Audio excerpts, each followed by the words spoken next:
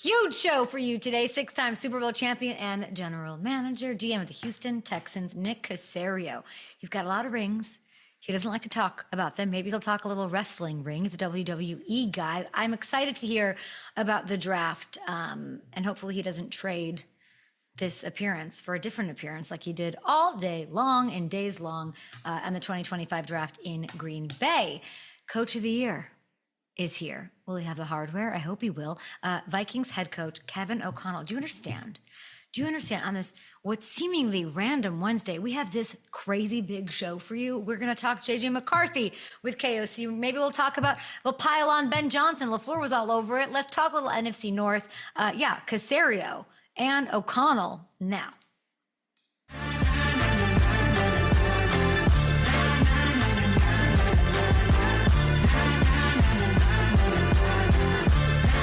The dust is a settle on the 2025 NFL draft. We're still picking it apart. I haven't made it through all 32 teams. We've got lots to talk about.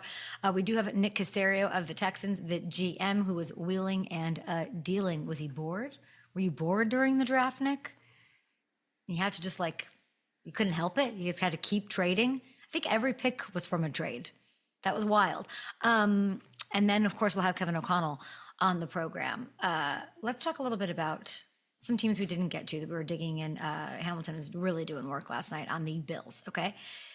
Frustrating, heartbreaking. I know the Vikings are like, whoa, hello, look at us. But Bills, similar kind of vibe, like you have to go win a championship. Frustrating end to the season, but let us not forget, MVP aside for Josh Allen, like 2024, before it got going around this time last year, we were thinking maybe this is like a transition year for Buffalo. They moved on from a lot of the starters in 2023. Let's not forget the Jets. The Jets were getting better odds all around town to win the conference. They were going to take down the Bills. The Bills were it was just so crazy. Okay. The coaching staff stuff, all the stuff going on with Buffalo. Somehow how did they win? How did they win 13 games? How did they get into the position where they were a game away from a Super Bowl? This roster now has retooled. They're ready, and they're in a much better spot to go and finally take this thing. If you look at the draft class, Bean went with 5 straight defensive players to kick it off in the dress unit that ranked 17th in total defense, 24th against the pass. Speedy Maxwell Hairston at corner, a star, a literal star. I want to say I think he's my favorite. He's my favorite in this class. Bolstered the D-line. They got a relentless pass rusher in Landon Jackson out of Arkansas. So when you look at this, it kind of, did we talk about the Bills on Monday? No. Did we talk about them on Tuesday? No. We waited till Wednesday, and that's a huge compliment, I think. They just went and addressed needs. They didn't make any sexy, huge moves. They didn't really have to, right? They don't have any big home runs or whatever. This was a haul for them, though, defensively, okay? And they're going to be much, much better between that and the Joey Bosa signing, which I literally have not yet digested, like how that's going to even work or look at the jersey, any of it. I understand why Brandon Breen was frustrated. He had a radio hit the other day, right? And the idea of a receiver was brought up, and he was like, I don't understand. And I liked the vulnerability of him, I can't, and this idea, and I've talked about it a lot, you don't know we have such a little part of the picture. So we have to stop acting like we know everything and we know it's better. That's just for another day. But the offense, objectively, I get what being upset about or irritated by, icked by. They were second highest scoring in the league. They had an MVP. They have Josh and Joe Brady. Forget adding a pass catcher. The defensive upgrade is what needed to happen. And over on FanDuel Sportsbook, by the way, if you dabble, you should dabble there responsibly, of course. The Bills are getting the shortest odds to make the playoffs and win their division. That's of any team in the entire league. Second behind the Ravens at plus 370 to win the AFC. A close third behind the Eagles and Ravens at plus 750 to win the entire Super Bowl. They are tied for third with the Chiefs right now. They were a game away last year.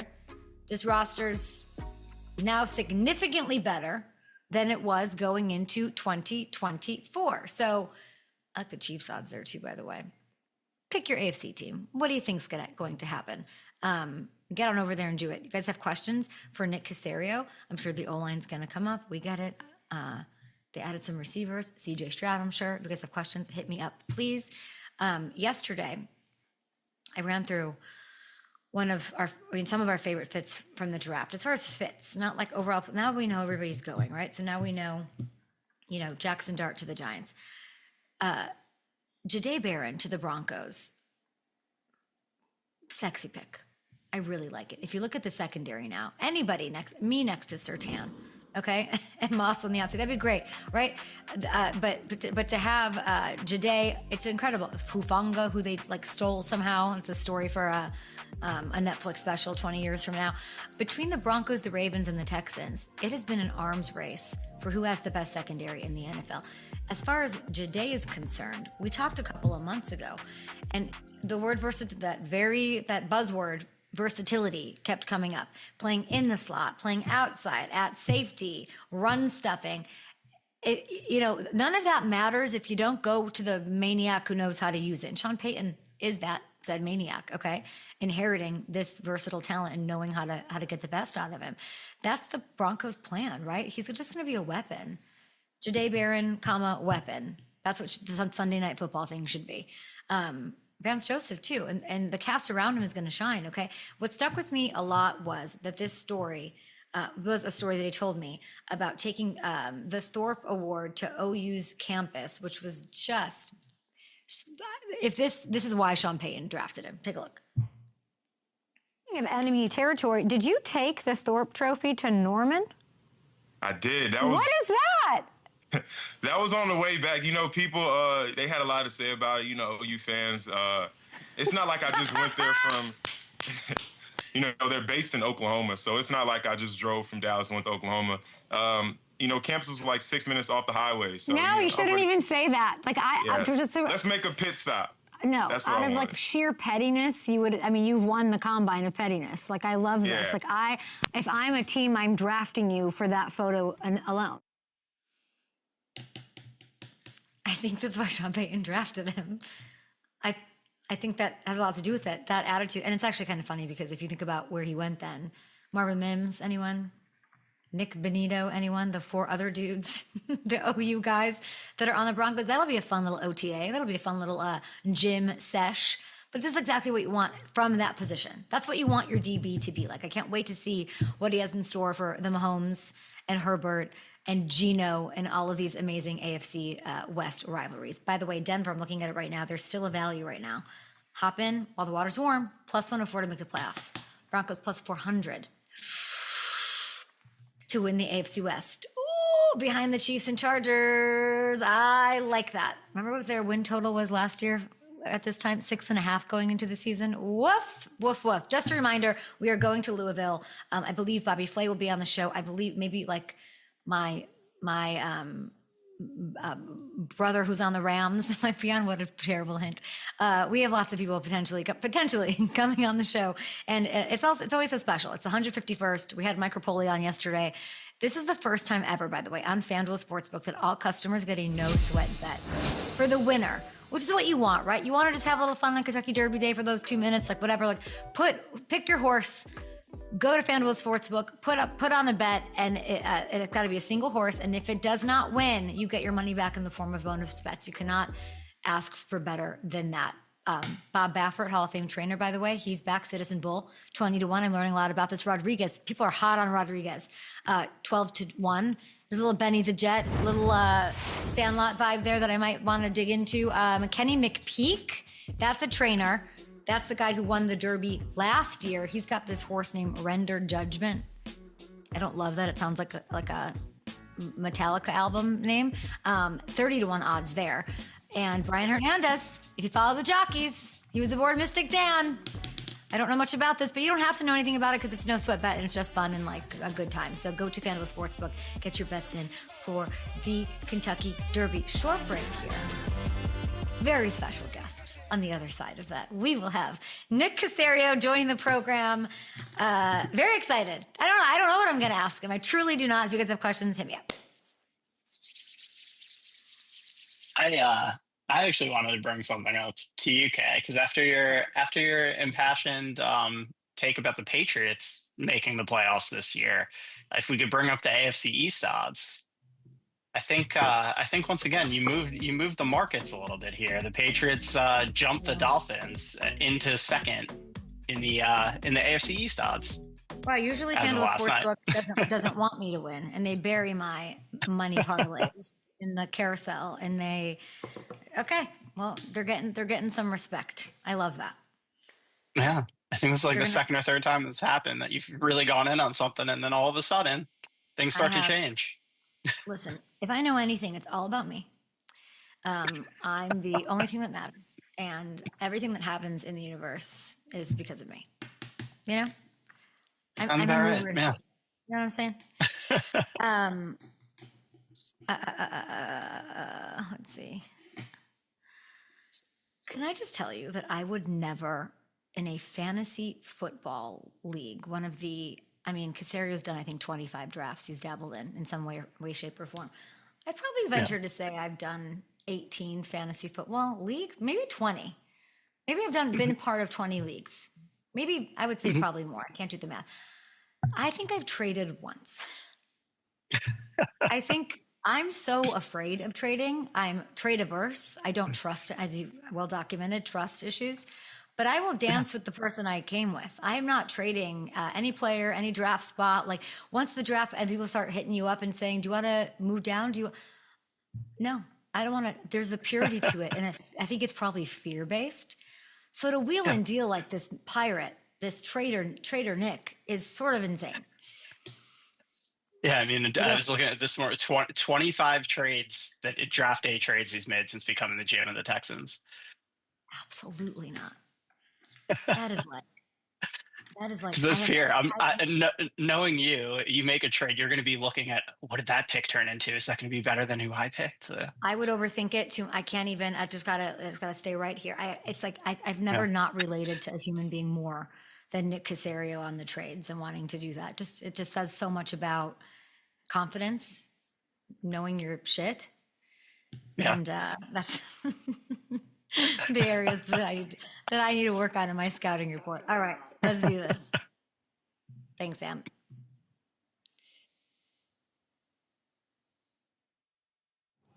Nick Caserio with the Texans. How you doing, bud? I'm doing great. How you doing? I'm great, man. Where are you? Down in Florida? Where are you? Yeah, I'm in Miami with my family. Awesome. Well, listen, we're on the clock, about to turn the pick in. We're going to make you a Houston Texan, so congratulations. Love your story. Love your play style. You embody everything that our program is about. So just come in here, put your head down, work hard, just like you did at Eastern Kentucky, just like you did at Iowa State, and you're going to fit in perfectly in this program. So congratulations. Joining me now, 6-time Super Bowl champion. He hates talking about his rings, but we might. Current Houston Texans GM Nick Caserio. What is it like to watch that clip back? Means I'm not very good on the phone. That's what it means when I watch that. So it's one of those jobs you have to do. So no, it's interesting. Each kid sort of responds a little bit differently. So you kind of have to deal with it in the moment and then understand. Probably going to make a few more calls the rest of the day. So, but it's always fun. Who decided that those calls need to be recorded? I bet that is so. I bet you would lead like Green Bay's doing the tush push. You would lead the charge to not have those recorded and put out. You know me well, Kay, so I won't comment on that. Our PR, Omar will probably get mad at me if I say what I really think. Shout out to Omar, and thank you for the time. Content. We're in entertainment business, Kay. Everybody forgets, so we're in the entertainment business. Everybody. But how often? Okay, but let's be honest here. When you're on that call, you can't really be yourself. You know you're being recorded. How much do you think about that? It would drive me crazy. Yeah, no, honestly, we try to keep it pretty consistent. Similar message. If there's something specific to that individual player that you want to touch upon, understand it's a very important time in their life. It's a momentous occasion. They've worked all their life to get to this point. So you're certainly cognizant of that. Respect the moment. And it's really about the player, not about who's on the other end of the line, whatever team is calling. Well, thanks for joining this morning. And, 7 draft trades this year. I'm just so happy to see that you didn't trade this appearance to, the insiders and Rappaport. I tried. I'm just kidding. What is with you in the trades, Nick? What? Are you bored? What is that? I get restless. No, we don't necessarily trade just to trade. I would say even just going back to the trade that we made before the draft started, it's about positioning. We had a fifth, we didn't have a sixth, we had a few sevens. So the idea was if we could maybe accumulate some late picks for Saturday, that could give us an opportunity to kind of maneuver around, which we did. It's just about strategy and positioning and maybe giving you a few more bites at the apple. I would say specific to the trades that happened during the course of the actual draft as it's going. It's all player based. It's about supply and demand. It's about where do you think you have to get to acquire a certain caliber of player or a certain pot of players. So we're not afraid. And I think it's understanding the players, understanding the board. You put a lot of work and research into it.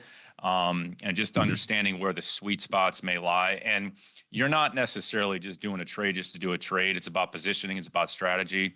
And we're trying to do something that's fair and reasonable. We're not trading necessarily just to quote unquote win the trade. We went back and looked at it actually last night or yesterday. The 7 trades that we did, I think we ended up plus 11 on the Jimmy chart. So again, I didn't really know that. And when you're going through the draft, you're not trying to keep track of that. Well, are we winning? Are we losing? It's just, is the fair trade? Is there something you have to do to kind of balance it out? So we've never approached it. We have to quote unquote win the trade every time. It's what's fair, what's reasonable. Is the other team willing to make some concessions or willing to make the agreement? And if they are, then boom, you go, and then you're on to the next thing. I mean, I think it tells me about your conviction and sort of your faith in your evaluations and in your staff. Yeah, we got a great staff. They put so much time and work into this, and it's a collaborative effort. It's very communicative. I mean, it's kind of an open forum. We're talking. We're constantly communicating. On Thursday, even though we didn't pick, I didn't leave the draft room. I didn't even go down and grab a bite to eat, so I didn't even realize it. I mean, it was in there. We were calling. We were on the phone. We were looking at moving up. We moved down. We were going to pick. So you're just kind of prepared for everything, and you have to talk through it. And you talk through a lot of different scenarios before the draft starts. D'Amico and I communicate on just about everything. So essentially, we're on the same page. Do we agree on everything? No, it's not about agreeing on everything. It's just having an overall understanding. Here's a rationale and a reason behind whatever move you're going to make. And we just try to stay consistent all the way through. All 9 picks were a result of a trade, which is sort of wild. It's just sort of unbelievable. And now we're fresh off this draft. Unlike in 2023, you traded back into the first round. How long was that trade in the works?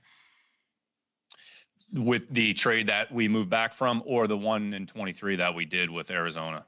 No, this 2025.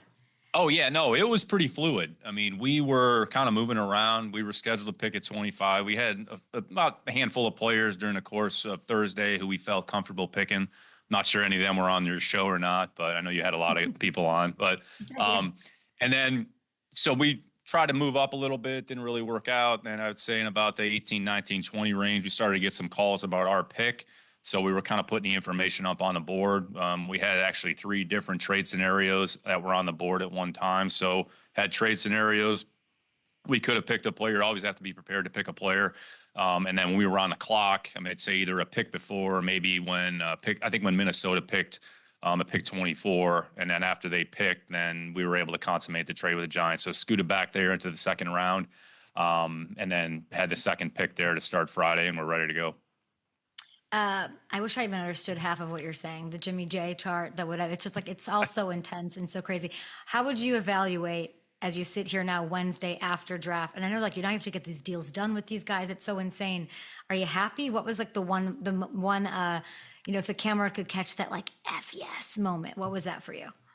Yeah, I think to your point a little bit earlier, we had a lot of conviction on a number of these players, and it's important. It doesn't mean we're necessarily right. It just means that we feel strong and convicted about the players that we brought in the building relative to the rest of the people on our team. We feel like we have a fairly competitive team. And the reality is our job is to create as much competition, as many positions as possible. And we feel that we've done that. Now, in the end, it's not going to be my decision or D'Amico's decision about who plays. The players are going to determine who plays and how big of a role they're going to have on the team. But I'd say we got a lot of great kids that care a lot about football, that are selfless, that are team first. I'd say talking about, Noel, 2-time captain. So not necessarily you're drafting for those specific traits or attributes, but the mindset, the makeup.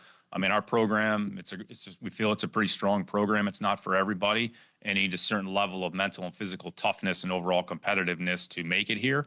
So we try to match that up with players that have a similar mindset. And for the most part, we feel we've done that. Now, once they get here, next week for rookie minicamp, we'll kind of have a better idea. And the reality is they have to put a foundation in place. They have to learn what it means to be a Houston Texan.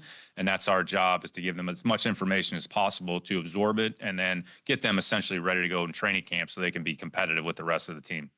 I think you did your job, and Ryan's has to figure it out. I love that you guys work so well together, the dynamic. It's very obvious how much respect you guys have for each other, how much reverence there is. But I think you did your thing for Stroud, which is the gig, right? Like Higgins and Knoll and Ursery to bring in and help with the O-line. We obviously, we were not, I'm sure you weren't super happy with the way the year ended. We have this amazing talent. We want to get back there.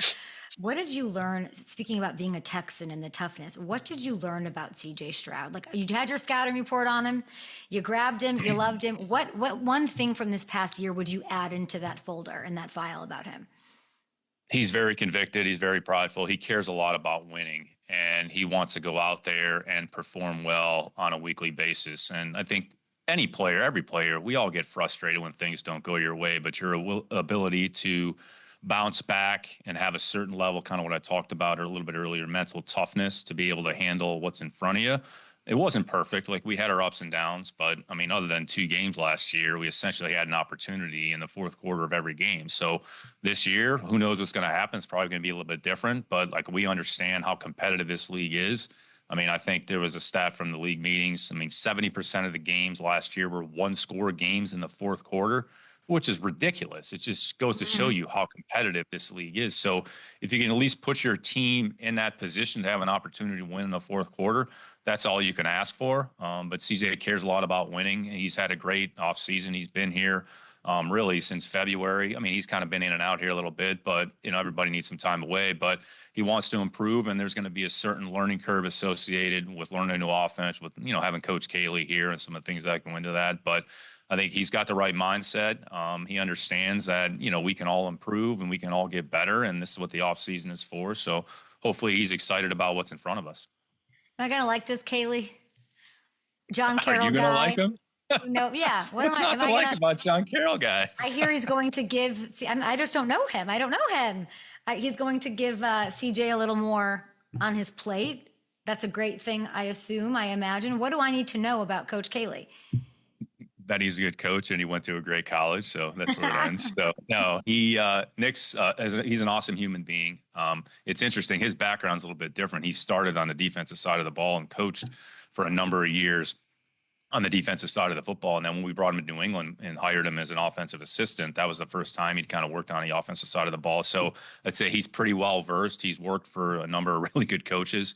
Coach Belichick, being involved with Coach McDaniels, Josh, when he was in New England, had an opportunity to work with Sean over the last couple of years. So I would say brings kind of a wealth of experience in a couple of different systems. So what we have to do, what he's going to focus on and concentrate on, is putting together the Houston Texans offense and what do we need to do to be successful. But a tremendous human being that's got a lot of juice, got a lot of energy. He doesn't have as much energy as Sean, which nobody does, but being around Sean is probably never a bad thing. I like what you're saying about CJ Stroud. I like hearing what I'm hearing about Cayley and sort of what this offense might look like. You drafted an offensive lineman. You're talking about convictions. Your fans are convicted about the O-line. They would have taken 1 million offensive linemen if they could. But I was looking at just the depth chart. There's so many combinations, Nick, that you guys could go with. It's sort of crazy. There's so many guys in that position room that could all be starters. Is there a master plan? How did the offensive lineman you chose fit into that? Or is this just going to be like a fight to the death in training camp for these spots?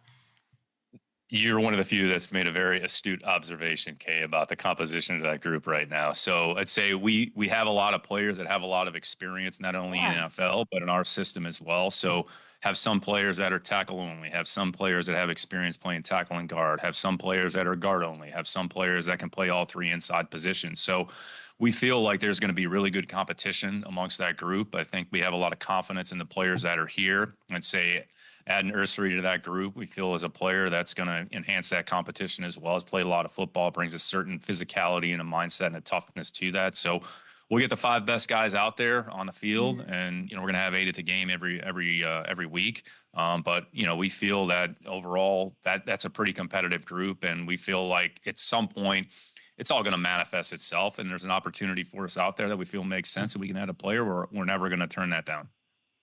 The most common Twitter question I got when I said that you were joining us this morning was about Ladarius Henderson.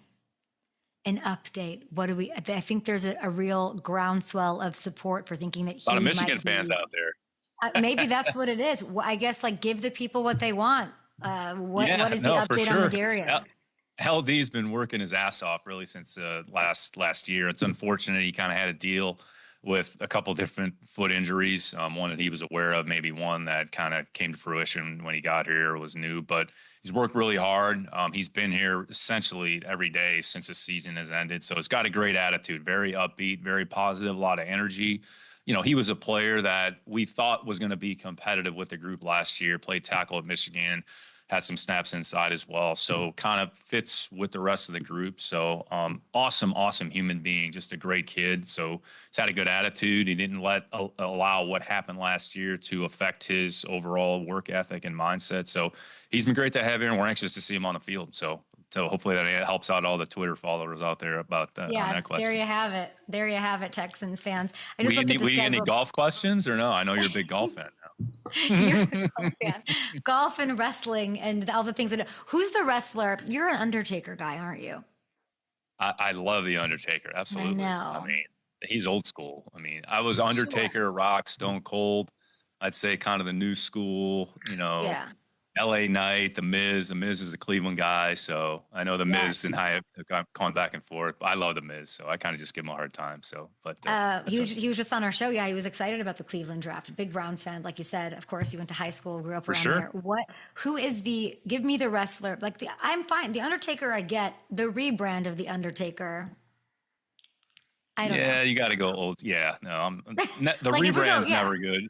You always got to just stick with the original. The original is usually better than the rebrand. Yeah. Are you talking about Bill Belichick, or are you talking? I'm kidding. Totally kidding. Don't touch it. I was going to ask you I'm which not going wrestler. to. Okay, that's for other people. I'm not informed on that anyway. So. All right. That's saying a lot. We're going to leave that alone. I want to know the wrestler that should be my Undertaker. You have the Undertaker. I'm enthusiastic. Who do you have to? Just who should be my guy or girl? Who should be who am I throwing in with? Who am I rooting for? Yeah. Cena's kind of going heel. So maybe the new version of John Cena. So maybe, Are we in on that? I don't know. Pardon me? Do we like the John Cena heel turn? Evaluate that. It's kind of like the Rock heel turn back in the day. It didn't really go great. So we'll see how long this actually lasts. So, but I'm a big Rollins guy. I would say if you're going to go with somebody, go with Rollins. I love Rollins. Rollins is great. Yeah. Great personality, great behind the mic. I'm a big Rollins fan. Okay. And he's a big Bears fan. I know he's hosting other shows and all that. So he's a big football guy. So we got a lot of football wrestling crossover going on. We do. I heard Pat McAfee is going to be in the ring. Oh, yeah. Pat will make another appearance, though. Pat's done a great job. He's done a phenomenal job. No, I think he's fighting someone. My producer. Yeah, Gunther. I think Gunther. Who comes out on top? Tell me everything I need to know about that. What is that? Ask Triple H.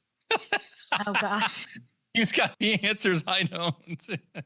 If you could see one media member outside of McAfee to go into the ring, who would you nominate? To go into wrestling? Oh, yeah. Wow. I don't know. You pick one. Put that out there. That should be a Twitter question for your fans. So. Okay, let's put that out there. Which media member? Nick evading questions left and right. You've been part of I'm sad that you guys aren't playing New England. I just looked at that schedule. Not happy about that. That would have been fun with you and Kaylee. We played them last year, so we played the AFCs last year. Yeah. You've been part of some great trades, right? Corey Dillon, Randy Moss. You move up to take Will Anderson there as the GM of the Texans. What is the best trade that never happened? Like the one that you got really close to and didn't come through that you think about the most? Oh, wow. That's a great question.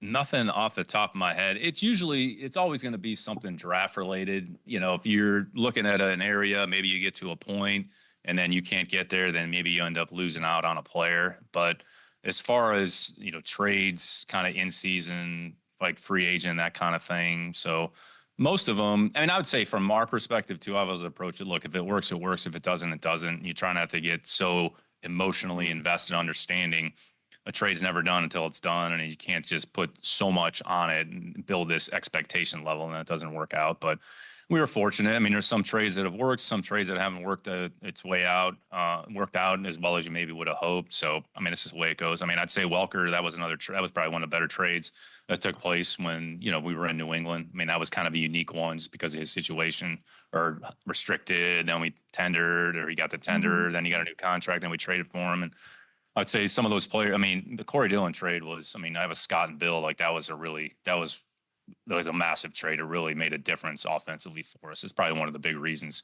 why we ended up winning the Super Bowl that year in 03 or whatever it was. Nick, what a flex. I ask you what trade didn't happen, and you just proceed to go over all the incredible trades that did. So basically all the big trades that Scott you had on your wish list. Scott takes responsibility for most of those in New England, so I'm not going to take responsibility for those. I love that they happened. So this week you're signing these guys, right? Like, what's your role in the building? You have to welcome them, and then it's almost like more work this week than last week. It's funny you say that. Over the last couple of days, there's just been some organizational things that we got to get them situated. They'll travel next week to be here. We got to onboard them. We'll start to sign the drafted rookies, the 4th, 5th, 6th round picks, 7th round picks. Those are pretty, I would say, standard contracts. So a lot of it is just logistics, getting them organized. And then from a team building perspective, kind of looking at what's available. There's another opportunity out there. Maybe bring some players in to work out so we can update some of our lists. So you kind of flip the page and kind of transition to the next phase, which I enjoy. So the draft's the draft's behind us. Now we're just moving forward, and it'll be the rookies next week. And then we'll start phase 2 with the players. They'll be out in the field. So the first opportunity for the coach to get out there and work with the players. So it's always exciting anytime you can get on the grass and start to work with the players. Your DB room is so fun. Like, if I could have a camera in that room, I just think it's so great. That would be a great reality show in and of itself. I mean, it would be incredible. A lot of personality, a lot of juice, a lot of back and forth, a lot of good-natured fun. Going to bring out the best in one another, and going to bring out the best on the other side of the ball. But I mean, you're talking about guys like Lassiter, Petrie, CJ.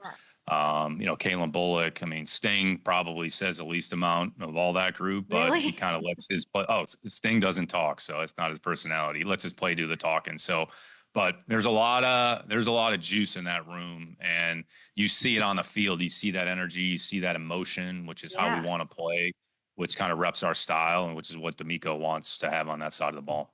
But as someone who's been around like Rodney and Ty Law, I'm looking at the depth chart of the names you just mentioned. Like, how does this stack up to the one you had in New England?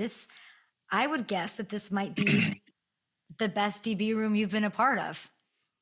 Yeah, we had some good groups in New England. I mean, you go back and look at kind of that 03, 04 group with Rodney. We had even Tyrone Poole was probably a little bit of an underrated player. Eugene Wilson, who we drafted, who was a corner convert that ended up playing safety.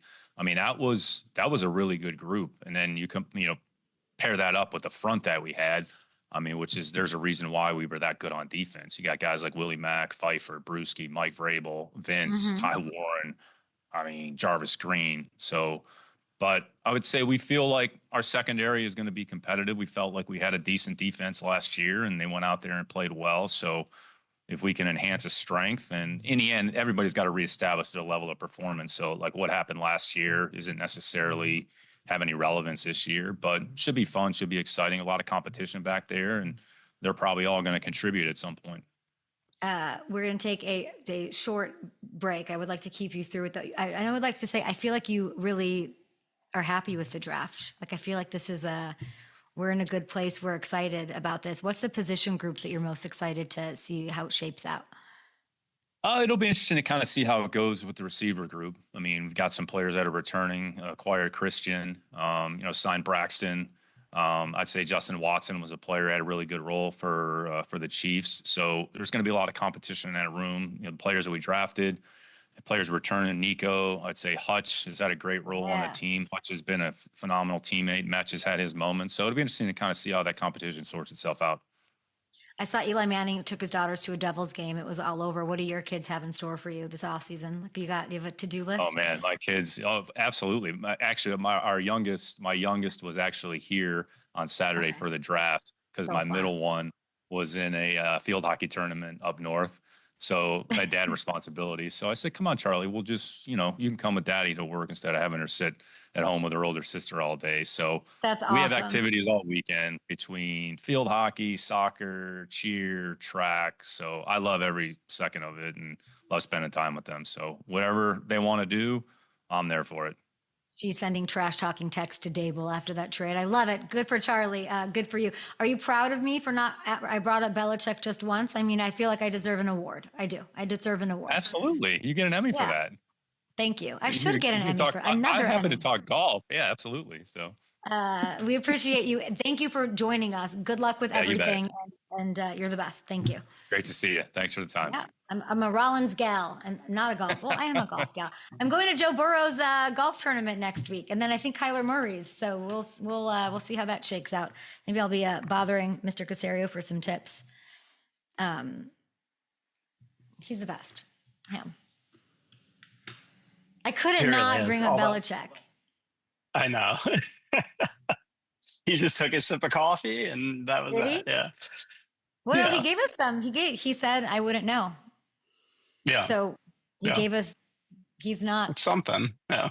He's not in the. I will say that too. He kept talking about the Patriots, and I'm just like, I can't. Yeah. Yeah. Are we sending in? Yeah, I can't say it. And him say, yeah, their secondary is going to be competitive. Like I know. It's just so Buster annoying. and Stingley were the two best corners in the league last year as far as like every metric. Yeah. Mr. Caserio, don't you know that we're looking for the bite? We're looking for you to say that this DB room is like runs circles around Ty Law and Rodney Harrison. Don't you understand what we're doing?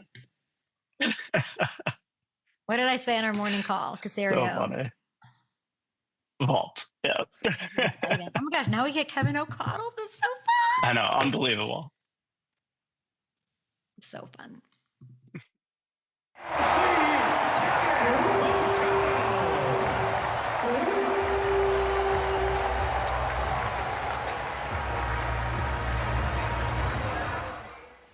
Round of applause at Sunday's Timberwolves game. I love this AP NFL Coach of the Year tour that is still going, Coach Kevin O'Connell.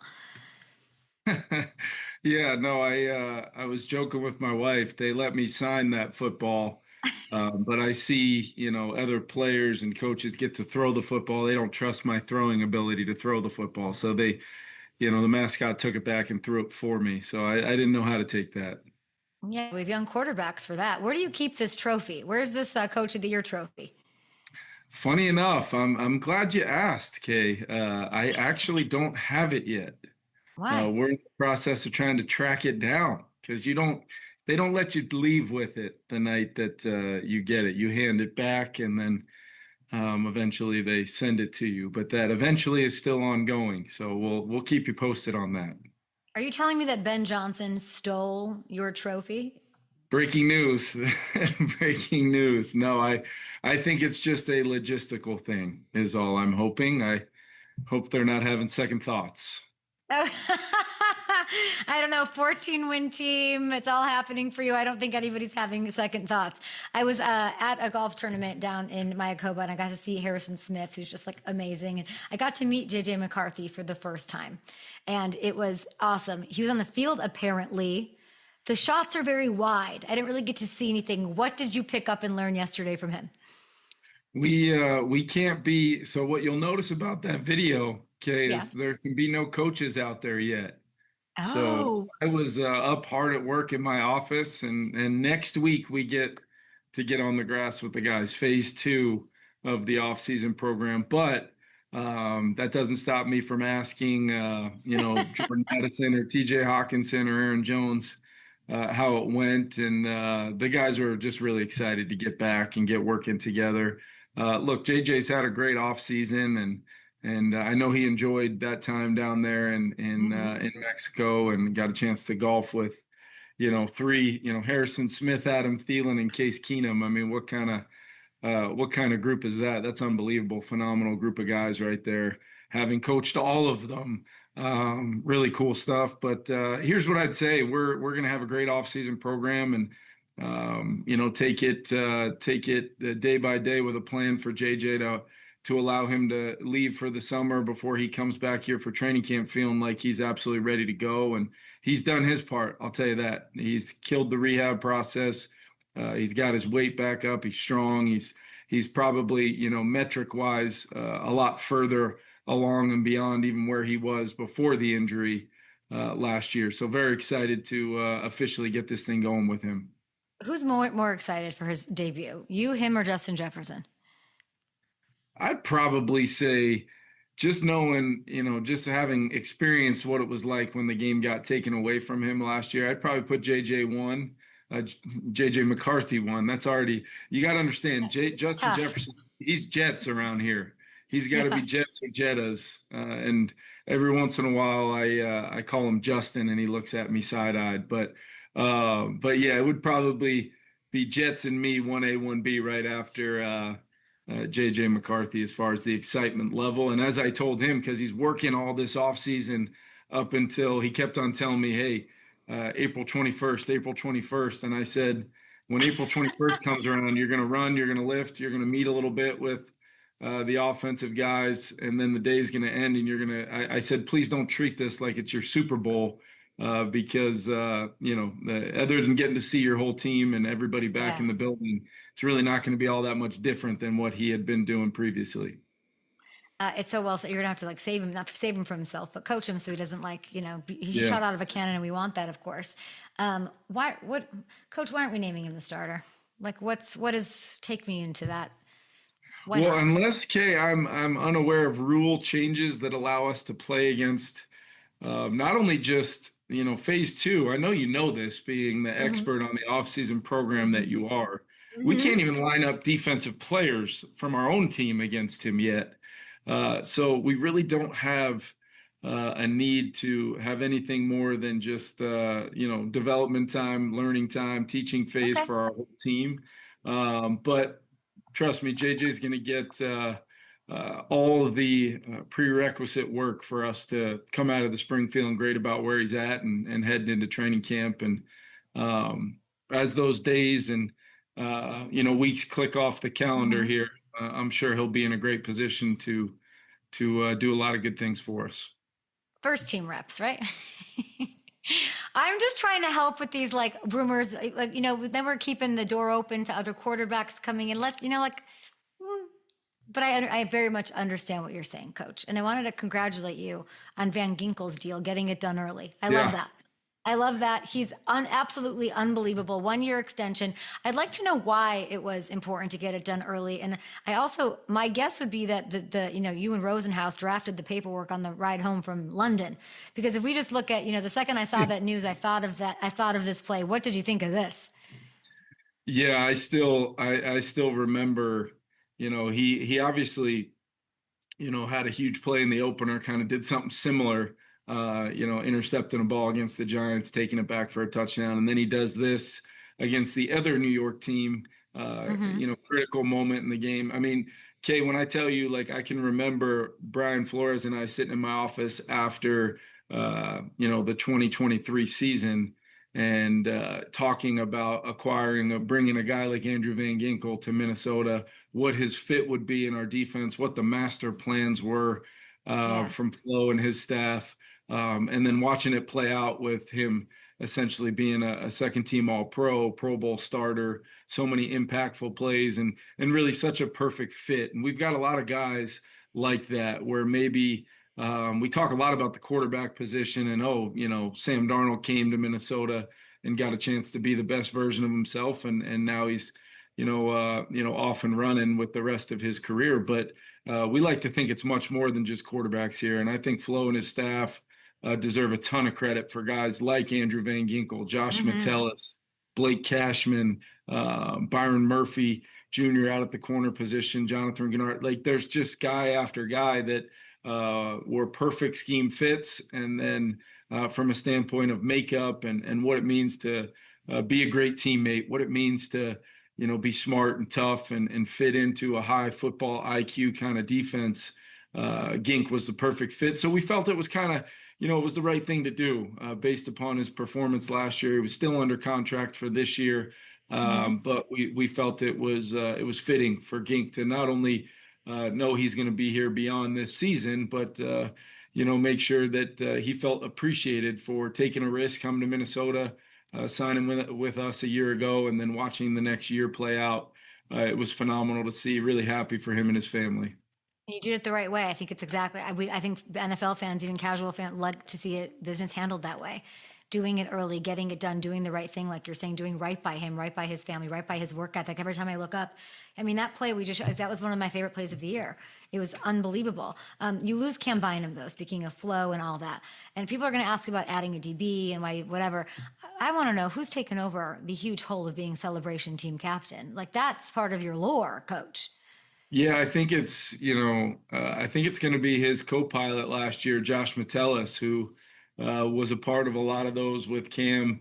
I told Josh the pressure's on, and that was one of the guarantees I had to give Harrison Smith to make sure he came back was you're not going to be required to fill in as you're not going to have to be Batman or Robin in the celebration dances. So I think I'm more likely to run out and participate with Josh Metellus before Harrison Smith will. But we got a lot of characters. We got a lot of guys that I'm sure Metellus will be auditioning throughout the offseason program and training camp. But too much is given, much is required. That standard that was set last year was really something. How does the new kid fit in? Donovan Jackson. It's all about fit. It's all about culture, toughness. If you take a look at your 2025 draft class, what a flex that I was in my morning meeting, Kevin. And I was like, I don't know what to ask him about this. Like, they had a need. They went and addressed it. It's boring. Like, I feel like you guys went and did your thing. And I have no questions for you. This is a Super Bowl roster ready to go. What did you make of that draft pick of Donovan? Yeah, I think that draft pick was really, ultimate teams in this league as they build their offseason plan, the teams that can pair free agency and the draft together so that when the draft comes around, you can take the best player available, take the player that can have a clean path to a significant role with your team. And I think it highlights what we did in free agency a year ago, what we did in free agency this year, knowing that we would only have the 4 picks this year, which inevitably turned into 5, plus Sam Howell being acquired as well. So we really felt good about honing in on certain types of players that fit with what we want on our team, which you mentioned it, smart, tough guys that will be great teammates and fit into our schemes that we play here in Minnesota. And Donovan, to me, jumped out through the process. I mean, this guy's played a lot of football at guard. He's been physical. He's very strong, 32 reps on the bench. He's got all the size and length that you look for to have to fight the fight against, world-class rushers now in our league. It seems like every week you're highlighting to the team, hey, they've got this 3 technique or this nose tackle. That's a game-changing player inside. It's no longer just those edge rushers with how these teams are being put together. So Donovan checked all those boxes. And then let's not forget, this is a guy in his, quote unquote draft season where you're trying to really, be the best teammate you can be. But in the back of your mind, you're always thinking, how am I being evaluated by NFL teams? And this guy just seamlessly jumps out to left tackle. I think in his first actual start doing it, he had to block Abdul Carter playing against Penn State. And then you think about the teams that they had to beat down the stretch in the college football playoff, playing the likes of Oregon and Texas. And and the teams they had to play to win a national championship. It's pretty remarkable what Donovan was able to do. Showing up here, you always look forward to obviously drafting the player, but then the next day you get them, their family in your building and spending that time with him the day after, the morning after we picked him, just confirmed everything that and you thought about the player. Can't wait to get him back here in a few days and get going with him. And it's kind of the same way with a lot of our draft picks, whether it be Ty Felton or Ty Ingram Dawkins, Kobe King, Bartholomew at the tight end spot. All these guys are guys we see roles, we see a clear development plan and path for them to becoming really good NFL players. And it's on us as coaches to make it come to life. I mean, 80% of your O-line is different from what we saw at the end of last season. That's, Darrisaw back, other additions. What an opportunity. I saw that, more is required? That was the T-shirt. Yeah, that was something that Jonathan Grenard and some of our players kind of Got it. talked about after the season, Huh. and we've got some other things kind of brewing that I'm not a big sign guy. I'm not a big No?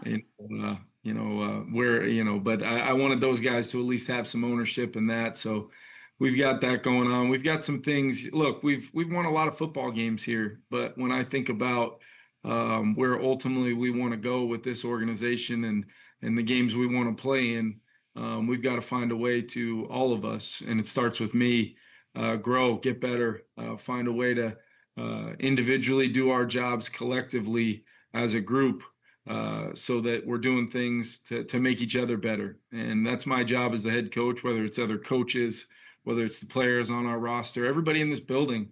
I want, with a mindset that we're all going to get a little bit better. We're all going to do a little bit more. More is required to get where we want to get to, and that's what we're going to do. I think it says a lot that you have that was all on the players, that the players have that in them. It says a lot about the culture that you've built, but then they're sort of stewarding and taking ownership of. I really love that. There's teams that it was a heartbreaking finish to the season for you. I don't want to go back to it, but in thinking of like other teams that have that go on, I won't even name them. Like, not that I worry, but it's like, man, how are they going to get up off the mat? How are they going to do this? I'm not worried about that with your team, and I don't know why. And I don't know if it's because of you or if it's because of like Justin Jefferson and like his emotional lift, which I believe he brings, and like the ability to move on. Like, why am I not worried about you? With your best guess, I don't know. Why am I not worried about what this team is made of? Well, I think, maybe your observations from afar are probably correct. We've got guys in this building that are made of the right stuff and Yeah. built the right way, wired the right way. So, I can confirm what you're feeling because I feel the same way. Look, there's 31 teams that in some way, shape, or form are picking yourself up off the mat, whether that's teams that didn't make the playoffs, teams that lost in the playoffs, or even Kansas City losing in the Super Bowl. As successful as they've been, I'm sure they felt a level of picking themselves off the map, because that's what makes our league so special. It's really hard. It's really hard to win a Super Bowl, and it takes a lot of things, from alignment and the makeup of your team. Culture does matter. I've thought that from day one walking in the door here. It's been very important to me, and I think what gives me the most hope and positive feelings towards the future is our players have created the culture here. Our players own the culture here. And I think that it matters to them. They feel a personal responsibility to each other. They care about one another. And I do feel we've put together the type of team from a talent standpoint and a makeup standpoint of what we are when we step in between the white lines, that now it's about going to work, making it come to life. It's not just going to happen. It's got to be the things that we do on a minute-to-minute, daily basis to create a team worthy of having a chance to win a championship. And you certainly have what it takes. And if I were to have to guess right now, and I was saying this in my morning meeting, I'm like, the Vikings should, like, not to put that pressure on you, but I'm like, they're gonna go. Like, I think you guys can go. I do, and I believe in it. And this is like, I'm from Chicago. The NFC North is tough. What makes the NFC North unique going into this year as far as the coaches? Like, I was watching LaFleur give Ben Johnson some, like, it's very like friendly, and like, what makes this group of coaches in the NFC North unique, do you think? Well, I think the starting point is, I think there's some really dynamic leaders. Dan Campbell and Matt LaFleur have been, proven now as guys that can lead organizations and build football teams that aren't just really good X's and O's wise, and they certainly are. What Dan's been able to do building that culture, and there's exactly what you're signing up for when you play against the Detroit Lions, and we got a lot of respect for those guys, as well as Green Bay. And then from a standpoint of what Ben Johnson was able to do as part of building that thing up with Dan in Detroit, that they're going to be, a really tough football team. They've done some really good things to acquire some new talent to support Caleb on that offensive side, and they've always had really good personnel defensively, and they just keep on slowly building that up. So I think from a standpoint of the three teams that are in the NFC North with us, it's incredibly competitive. Every single game We know each other well. We know the ins and outs of each other's teams, and the X's and O's are always really high level. The football's high level, and then they're competitive all the way down to the very end. It's an absolute grind, winning games in our division. So you've got to start building the formula for your team now. You got to start doing it now. You got to start building it up throughout the offseason, understanding the challenges that are ahead in our division. And that's ultimately what sets you up the most to be a championship worthy team, is having a chance to win your division. And when you can do it in a tough division like ours, I mean, just look at last year alone. I think, we had 3 teams make the playoffs. We had 3 teams that very much win total wise put themselves in a position to be a part of the conversation when January came around. And I expect it to be no different this year, and certainly expect Ben and Chicago with what they're doing to continue ascending and being right there as well. So it's going to be a week in and week out grind. There's some good divisions in the NFL. There's no question about that as you look at the landscape of the league. But I would put ours right up there with any of them. I mean, yeah, I kind of like the idea that they're like getting at each other, and you're just like, yeah, I'll just be over here winning 14 games and being nice to everybody. I like how you handle yourself within that division. So before I let you go, you're telling me, and I should know this, I didn't know this, that right now those, like, they can be in the facility throwing and you can't go, like right now they're doing stuff and you can't be over there? Yeah, phase 1 rules. We get them for That 4 sucks. hours. Like, I would be We get them itching. for 4 hours. I gotta I gotta limit my the guys always put me on the clock in the team meetings anyway, because I could get going and go for a long time. So I gotta limit that, and then give the coaches time to start coaching their rooms and the offense and defense and special teams, and then they lift and get some running in. But this time of year, Kay, is about those guys coming back in the building and spending some time together, getting in the weight room together, getting bigger, faster, stronger, and then we slowly but surely start incorporating us coaches out on the field with them when the time is right. But unique rules. I don't know how much longer we'll have the off season in its present form, but it is what it is right now, and we're to maximize it. Go find that trophy. Enjoy the off season. Hopefully some family time. And we will see you in OTAs when we get to see JJ McCarthy unleashed, not as a starter, but just, trying to do his thing and earn a spot. Thanks, Coach. Okay, thank you. Always appreciate it. Appreciate you so much. We'll be back. We'll actually be back tomorrow from the Kentucky Derby.